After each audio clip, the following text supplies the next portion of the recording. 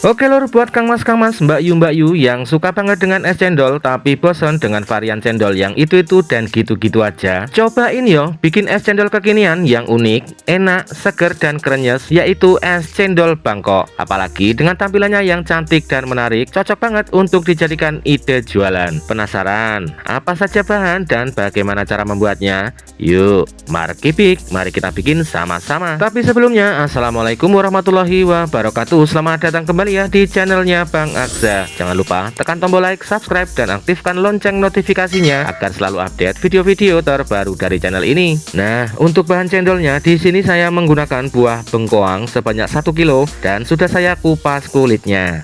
Kemudian kita belah atau potong menjadi beberapa bagian seperti ini. Setelah itu kita iris atau potong dadu kecil-kecil seperti ini saja ya lur ya. Untuk ukurannya disesuaikan dengan selera. Setelah selesai kita potong dadu, hasilnya itu ternyata jadi lumayan banyak banget ya lur ya.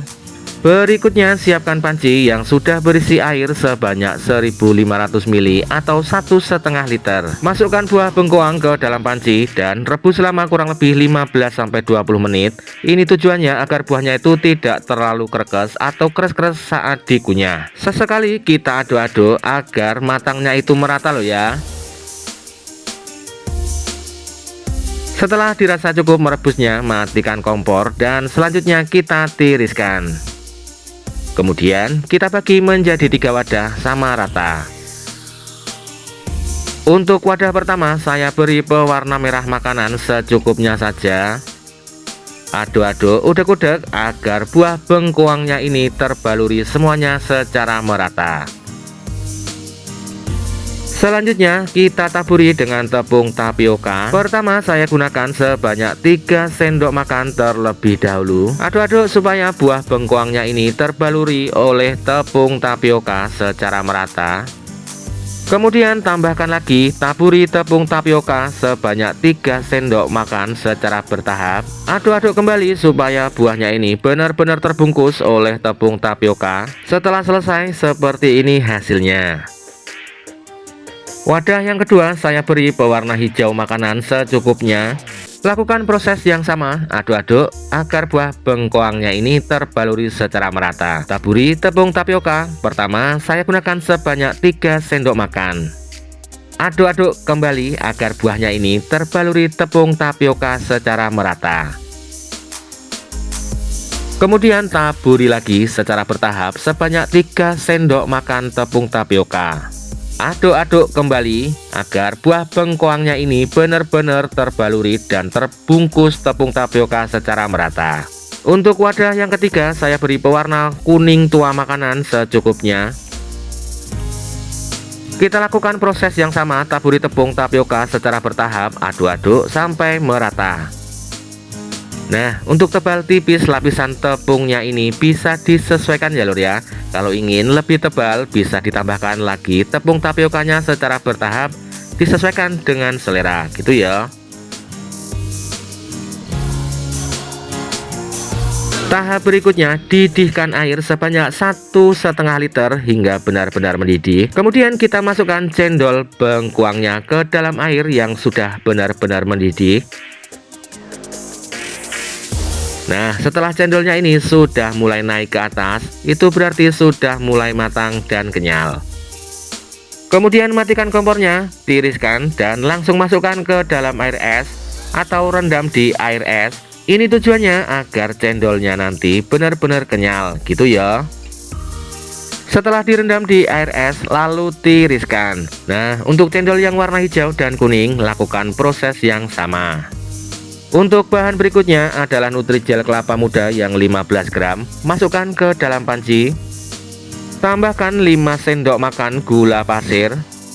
Lalu tuang air ke dalam panci sebanyak 700 ml. Aduk-aduk sebentar agar gulanya larut. Nyalakan kompor di api kecil cenderung sedang saja. Lalu tambahkan santan instan kemasan 60 gram sebanyak 1 saset, bebas. Boleh gunakan merek apa saja sesuai selera. Aduk-aduk udek-udek agar semua bahan benar-benar tercampur. Masak sampai airnya benar-benar mendidih dan matang. Kalau sudah dirasa cukup memasaknya, Lalu tuang ke dalam wadah cetakan dan diamkan hingga benar-benar set atau dingin. Kalau ingin lebih cepat set atau dingin, bisa dimasukkan ke dalam pendingin atau kulkas loh ya. Untuk bahan kuahnya, saya menggunakan 2 saset santan instan. Masukkan ke dalam pan atau panci. Tambahkan 6 sendok makan sampai 8 sendok makan gula pasir, disesuaikan tingkat kemanisannya sesuai selera. Kemudian kita tuang air sebanyak 500 ml.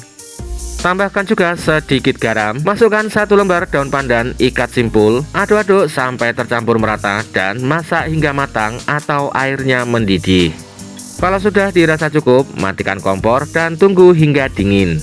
Bahan tambahan lainnya di sini saya gunakan buah nangka yang sudah matang. Kemudian iris, potong sesuai selera, tetapi di sini saya potong memanjang seperti ini saja loh ya. Kalau ingin dipotong dadu juga boleh, disesuaikan saja dengan kebutuhan gitu ya.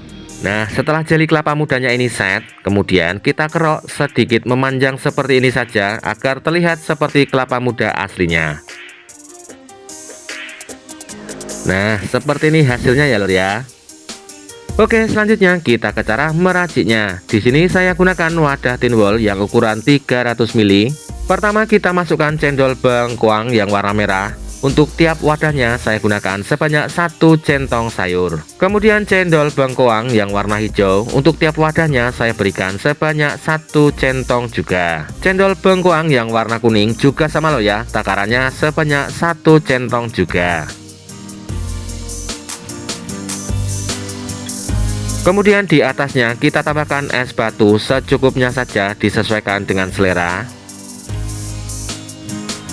Setelah itu tambahkan juga jeli kelapa muda di tiap wadahnya, juga sama 1 centong sayur juga. Tambahkan juga irisan buah nangka secukupnya saja.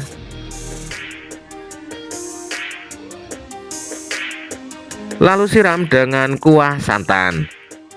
Untuk kuah santannya ini di sini saya berikan sebanyak 3 centong sayur untuk di tiap wadahnya.